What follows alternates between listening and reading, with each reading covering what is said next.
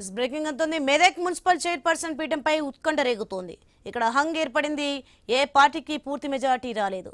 మొత్తం 32 వార్డుల్లో Congress, 14 BRS, 15 BJP 2 చోట్ల గెలిచాయి. ఇక బీఎస్పీ ఒక స్థానం దక్కించుకుంది. మెజార్టీకి కాంగ్రెస్ 3 స్థానాల దూరంలో ఉంది. ఇప్పటికే బీఎస్పీ అభ్యర్థి అధికార పార్టీలో చేరారు. ఎక్స్ అఫిషియో సభ్యుడిగా ఎమ్మెల్యేకు ఓటు హక్కు ఉంటుంది.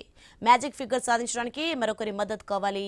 బీజేపీ సభ్యులకు గాలం వేసి వైస్ చైర్మన్ పీఠం ఇచ్చేలా కాంగ్రెస్ ప్రయత్నాలు చేస్తోందని తెలుస్తోంది. మాజీ ఎమ్మెల్యే మైనంపల్లి హనుమంతరావు, మెదక్ ఎమ్మెల్యే మైనంపల్లి రోహిత్ కాంగ్రెస్ కు చైర్పర్సన్ పీఠం దక్కేలా ప్రయత్నాలు చేస్తున్నారు. ఇక మెదక్ మున్సిపల్ చైర్పర్సన్ పదవి బీసీ మహిళకు రిజర్వ్ అయింది. కాంగ్రెస్ నుంచి ఈ పదవి కోసం 3 పోటీ పడుతున్నారు. 32వ వార్డు నుంచి ఏకగ్రీవంగా ఎన్నికైన మానస సాయిరాం 10వ వార్డులో విజయం సాధించిన లక్ష్మీ స్వరాగిని, 24వ వార్డు నుంచి గెలిచిన కానుగు రాధిక పదవి రేసులో ఉన్నారు. ఎవరికి మెదక్పురం పీఠం దక్కుతుందనేది ఆసక్తికరంగా మారింది. రైట్, ఇదే అంశానికి సంబంధించి మరింత సమాచారం మా ప్రతినిధి క్రాంతి కుమార్ అందిస్తారు ఫోన్లలో. ఎస్ క్రాంతి కుమార్, మొత్తానికి మెదక్ పీఠం ఎవరికి దక్కనుందనేది ఆసక్తి రేపుతుంది. దీనికి సమ్ డీటెయిల్స్ ఏంటి? పీఠం ఇప్పుడు సంచలనంగా మారింది. ఇది మెదక్ జిల్లా కేంద్రం కావడంతో పాటు ఇక్కడ కాంగ్రెస్ ఎమ్మెల్యేనే ఉన్నారు. అయితే దీనికి సంబంధించి మెదక్ జిల్లాలో మొత్తం 2 అసెంబ్లీలు ఉండగా అందులో ఒకటి బీఆర్ఎస్ ఖాతాలో ఉంది, మరొకటి కాంగ్రెస్ ఖాతాలో ఉంది. ఈ కాంగ్రెస్ ఖాతాలో ఇక్కడ ఉన్న జిల్లా కేంద్రం కావడంతో దీన్ని చేయించుకోవాలని బాగా పట్టుదలతో ఉన్నారు మైనంపల్లి రోహిత్, మైనంపల్లి హనుమంతరావు. దీంట్లో భాగంగానే మొత్తం వాళ్ళ ప్రయత్నాలు చేస్తారు. మొత్తం మెదక్ మున్సిపాలిటీలో 32 వార్డులు ఉండగా కాంగ్రెస్ 14, బీఆర్ఎస్ 15 గెలుచుకుంది. బీజేపీ 2 చోట్ల గెలిచే, బీఎస్పీ ఒక స్థానంలో గెలిచింది. అయితే కాంగ్రెస్ మెజార్టీ చూపించుకోవాలంటే కాంగ్రెస్ ఇంకా 3 స్థానాలు కావాల్సి ఉండే మ్యాజిక్ ఫిగర్ కోసం.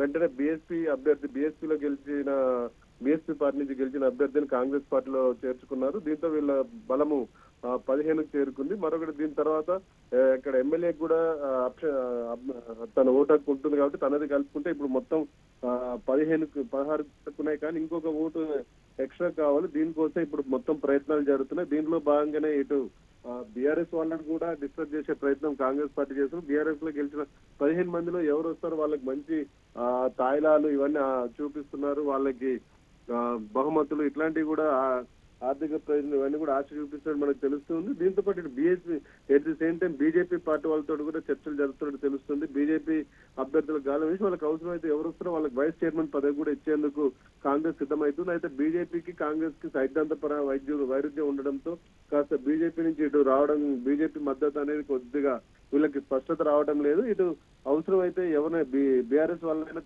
ఇందులో కాంగ్రెస్ లో తీసుకునే ప్రయత్నం అయితే జరుగుతుంది. దీంట్లో ఎక్కడ కూడా ఏ అవకాశం ఉన్నా తగ్గకుండా ప్రయత్నాలు చేస్తూనే ఉన్నారు. దీంతో పాటు ఇంకొంతమంది లోకల్ గా ఉన్న కాంగ్రెస్ లీడర్లని, ఇటు వాళ్ళకి అనుచరులను, వాళ్ళ బంధువులు, వాళ్ళకి అత్యంత సన్నిహితులతో ఇవన్నీ కూడా చర్చలు జరుపుతూనే ఉన్నారు. ఇది ఒక విధంగా అయితే మనకి రేపు అయితే ఎట్టి పరిస్థితుల్లో మెదక్ మున్సిపాలిటీ పైన కాంగ్రెస్ జెండా ఎగరేయాలనేది వీళ్ళు పట్టుదలతో ఉన్నారు. ఇక్కడ మరి ఇంకొకటి, ఇప్పుడు కాంగ్రెస్ పీఠంలో కాంగ్రెస్ జెండా ఎగరేయడంతో పాటు ఎవరికి చైర్మన్ పదవి వస్తుంది అనేది కూడా ఆసక్తికరంగా మారింది. మెదక్ మున్సిపల్ చైర్మన్ పదవి బీసీ మహిళకు రిజర్వ్ అయింది. అయితే కాంగ్రెస్ నుంచి ఈ పదవి కోసం ప్రస్తుతం 3 పోటీ పడుతున్నట్టు మనకు తెలుస్తుంది.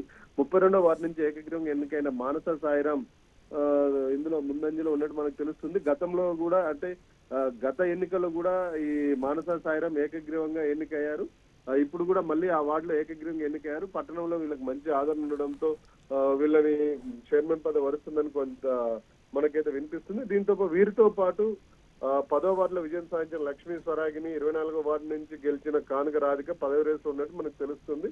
మొత్తానికైతే ఇటు మైనంపల్లి హనుమంతరావు, మైనంపల్లి రోహిత్ రావు మెదక్ లో కాంగ్రెస్ జెండాను ఎగిరేయాలన్న దృఢ సంకల్పంతో ఇందులో భాగంగా ఇటు ఆల్రెడీ బీఎస్పీలో గెలిచిన ఆ ఒక్క వ్యక్తిని కూడా కౌన్సిలర్ ని తమ పార్టీలో చేర్చుకున్నారు. ఇక ఇంకొకటి కావాలి.